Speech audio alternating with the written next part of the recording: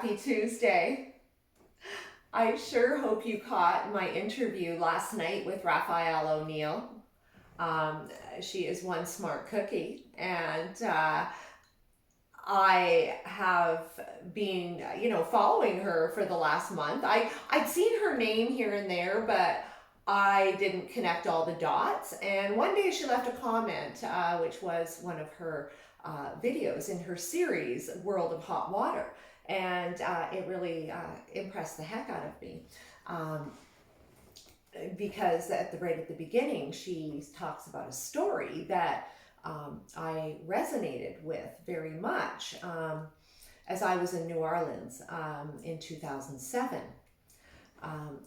In the first part of The World of Hot Water, she talks about and talks with a military man who claimed that they knew the storm was coming, the military did, because they brought in body bags. Now, when I was in New Orleans for my little publication called Organic Lifestyles Magazine, I went to profile Brad Pitt and Make It Right, which was his foundation that he started to help residents of the lower Ninth Ward who were deeply affected by the hurricane because the levee broke right there. So, of course, I went off to New Orleans to check out this organization. And of course, I didn't let them know I was coming before. I just went on my way, and I got there and I found that there was really no organization around. Their office was empty. It wasn't empty. There was no one there. It was locked. The neighbors around told me that nobody was really ever around. So I drove down to the lower Ninth Ward and, started looking around, and I came across this man named Robert Greene. And he was kind of the poster boy for Brad Pitt, poster man. For Brad Pitt, he was a spokesperson, a leader in the lower Ninth Ward. And of course, I drove in, and there was nothing there. I was amazed because, there had been time that had passed, and there was all this hoopla about what was this organization, Make It Right, was doing. But when I got there, I'm driving up and down these roads, and, it's pretty much empty. Mostly houses torn down. There's abandoned ones. And I came across two gentlemen sitting down on in front of a trailer, and there were some wreaths there. And I stopped and rolled down the window, and I said, "Hi, I'm looking for Make It Right." And he, came back and said, got up out of his lawn chair and came over and shook my hand and said, "Hey, my name is Robert Greene, and would you like to have a beer?" So I did. And of course, I didn't realize who he was at the time. It was pretty organic. And then, in fact, I came back the next day to interview him for part of the day. And then he passed me on to various people in the community. So I sort of went person to person. Now, in that person to person pass around, I heard whispers of body bags. I heard whispers of weather warfare. I saw a container that was full of poured concrete that had been left in the lower Ninth because they couldn't get it out, and that had been on the barge, or they figured it was on the barge that broke the levee. These were a lot of stories that, I went for a little feel-good story. I didn't go for a conspiracy. Yeah, this is what I was hearing. And in fact, I was actually quite scared about it, about all I was learning. And I kind of dug really deep into the barge and the levee and what I had heard, that in fact the barge had been left untied. There was a huge litigation attached to it, and I went through a lot of that litigation.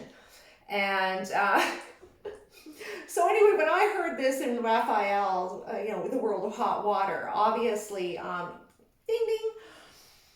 So I dug in, and of course, within the next little bit, she's talking about Doppler radar, and I got right on Doppler radar in my area and started to figure it out. I had never done it before, so you have to go through and figure out where you get that info, and then start learning by clicking along, and I started doing what she was showing me, and learning by what she was showing me. So in fact, I got involved, and I started to convince myself, again, I'm not going to go by her word. I need to look at it myself. We have this idea that, and we're told, you're not a scientist. You don't know. And I've been hearing that for so long, particularly in the natural products industry. There's those pharmaceutical supporters or people that believe that the allopathic doctor is God, that will dispel anything. I've had them dispel the reversal of my the literal reversal of my osteoarthritis as a placebo. Like it did it on its own. It's really quite funny. We have to not let a subject that seems too big to us because we've been told it's too big for us and our little pea brains, when we know we have more than pea brains.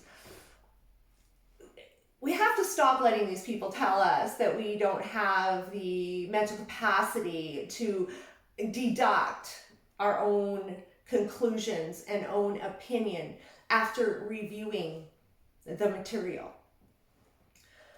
That offends me more than anything, because I'm a geek.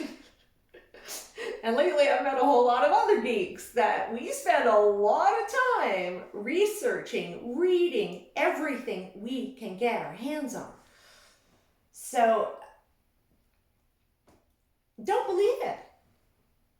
You know in your heart of hearts and in your guts when something feels right and it doesn't feel right.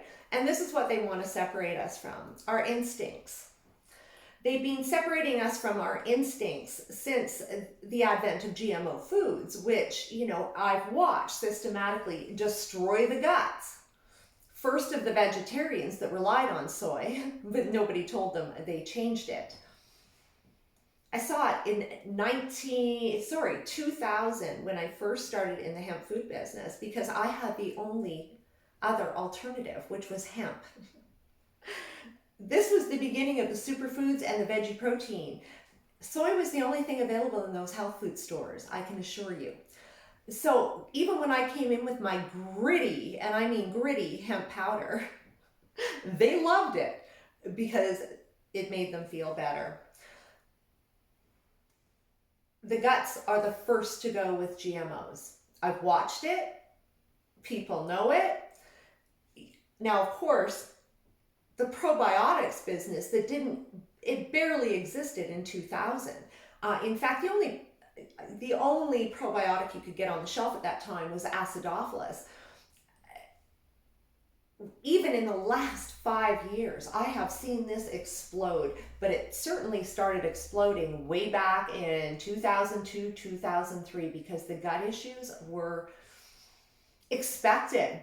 When I'm doing a promotion in a health food store, I have an expectation that the person's guts will be a mess, unless they've been in the natural world for quite some time, because that's usually what gets them there to start with, are their guts. This continual onslaught of antibiotic, particularly, with its an accompanying pesticide or herbicide, glyphosate. So the GMOs and the glyphosate work together in killing everything but the plant. And they're doing the same thing in your guts, except they're killing you. But as we know, the guts and the brain are intrinsically linked. Escalation in Alzheimer's disease. I mean, look at the last 20 years. Let's look at the devastation of GMO foods on our health over all these years and these conditions that have gone. That and cancer. It used to be 1 in 4 got it. Now it's 1 in 2.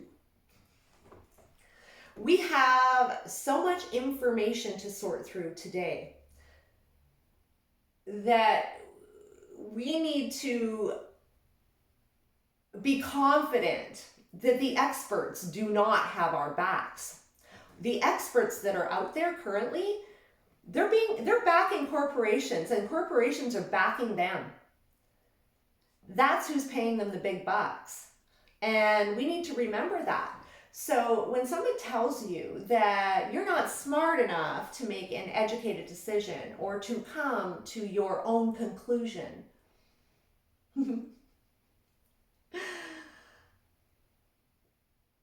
walk away, because they don't have your best interests at heart. They have their own.